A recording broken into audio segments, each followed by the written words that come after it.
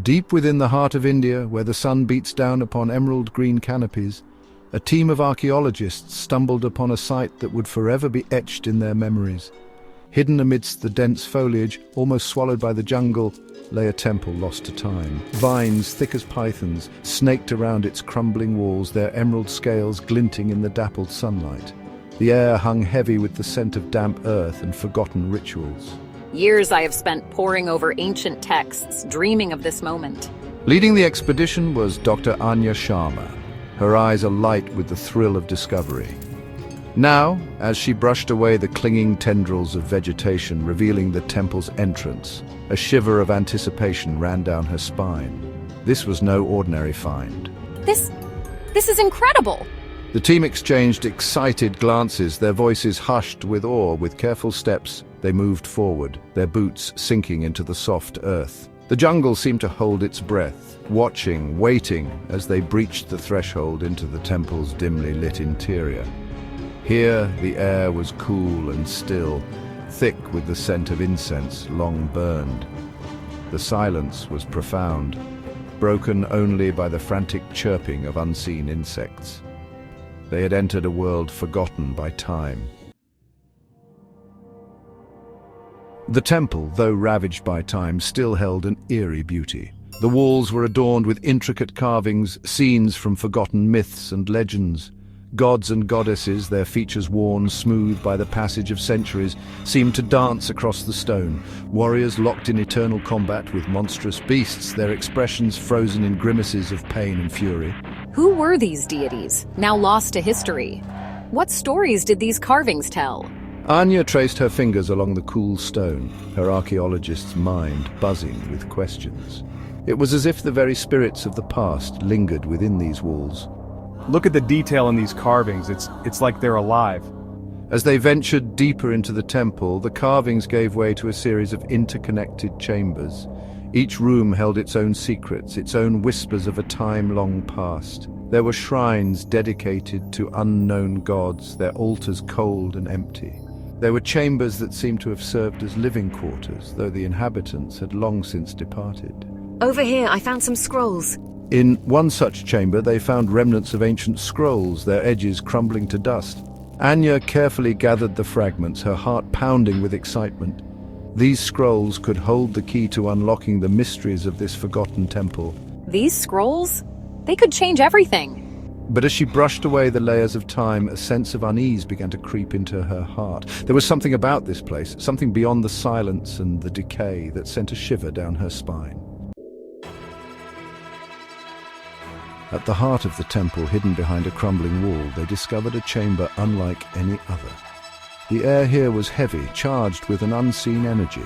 A single shaft of sunlight pierced the gloom, illuminating a pedestal in the center of the room. And upon that pedestal stood a deity sculpted from black stone that absorbed the light. The god was seated, legs crossed, hands resting on its knees, its face hidden behind a fearsome mask, a riot of fangs and horns that sent chills down their spines. The statue radiated an aura of power, of ancient and terrible majesty. This statue, it's unlike anything I've ever seen. Anya felt a strange pull towards the statue, a mixture of fear and fascination. The craftsmanship was exquisite, the detail so fine that it seemed to breathe. But it was the eyes of the mask that truly captivated her. Though carved from stone, they seemed to burn with an inner fire, as if a living presence resided within the statue. Do you feel that? The air, it's different here. As she reached out to touch the cold stone, a low rumble echoed through the chamber. The ground beneath their feet began to tremble, and the shaft of sunlight illuminating the statue flickered and died. The chamber was plunged into darkness, the only sound the panicked gasps of the archaeologists. Something was happening, something both wondrous and terrifying. What's happening?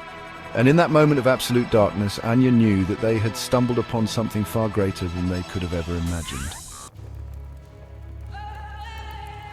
A blinding light erupted from the statue, throwing the terrified archaeologist back against the chamber walls.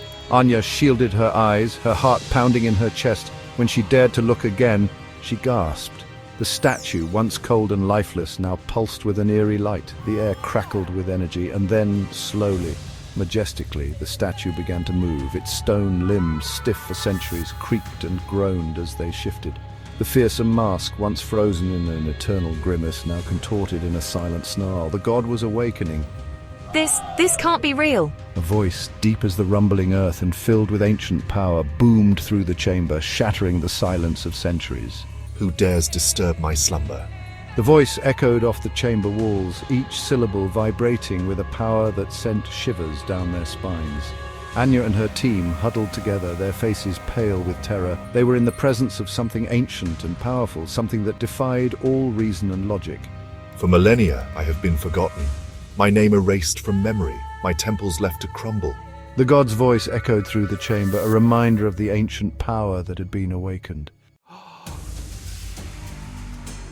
Terror froze Anya's limbs. You have awakened me from my slumber.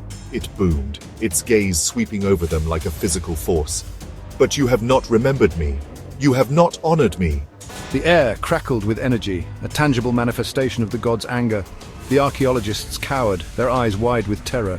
They were mere mortals in the presence of a power beyond their comprehension. For your transgression, the god roared, its voice shaking the very foundations of the temple, you shall be cursed. A wave of palpable energy, dark and cold, erupted from the god, washing over the terrified archaeologists. Anya screamed, her hand flying to her chest as a searing pain ripped through her. It felt as if her very life force was being drained away. She collapsed to the ground, her vision blurring. You will carry my mark, it hissed, a constant reminder of your transgression. And until my name is remembered, until my glory is restored, you shall know no peace.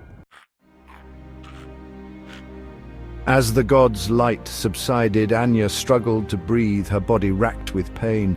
The air hung heavy, thick with the stench of ozone and fear. Her team lay scattered around her, groaning in agony. They were cursed, marked by the wrath of a forgotten god. Panic threatened to consume her, but Anya clung to a sliver of hope. They had awakened the god, yes, but perhaps there was a way to appease it. Desperate, her gaze swept the chamber, searching for any clue, any sign. And that's when she saw it. On the base of the pedestal, almost completely obscured by shadow, was an inscription. The characters were ancient, faded, but as Anya brushed away the dust, she recognized the language: Sanskrit. With trembling fingers, she began to translate, her voice a choked whisper. The inscription spoke of a ritual, an ancient rite of propitiation. It spoke of offerings, of prayers, of a way to appease the wrath of the forgotten god. Hope, fragile but real, flickered in Anya's heart. Hope, however tenuous, lent strength to Anya's weary limbs. She rallied her team, their faces etched with fear and pain, and together they deciphered the inscription. The ritual was complex, demanding specific offerings and incantations, but they were determined, driven by the primal need to survive. They worked tirelessly, their movements driven by desperation. They gathered what meager supplies they could find within the temple, their hands shaking as they prepared the offerings. Anya, her voice hoarse but steady, led the chanting, the ancient Sanskrit words filling the chamber with a strange energy. The air crackled with anticipation as they performed the final steps of the ritual. Anya, her heart pounding in her chest, prostrated herself before the god, her forehead pressed against the cold stone floor. "Forgive our transgression, Great One," she whispered, her voice filled with remorse. "We did not mean to offend. We only wished to learn." Silence descended upon the chamber, heavy and absolute. The god, its form shimmering with power, remained motionless. Anya held her breath, her entire being focused on the deity before her. Had they done enough? Had they appeased the god's wrath? The air shimmered, and the god's form began to shrink, the light fading from its eyes.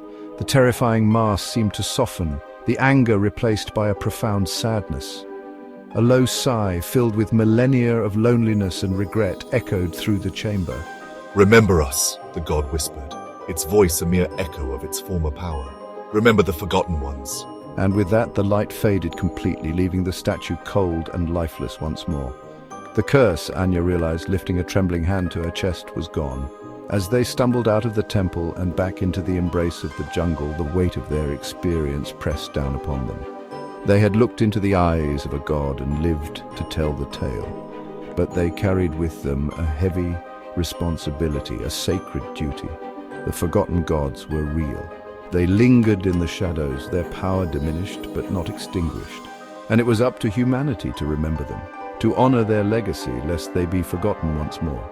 For in forgetting the past, we risk repeating it. And some mistakes, Anya knew, were best left buried in the annals of time.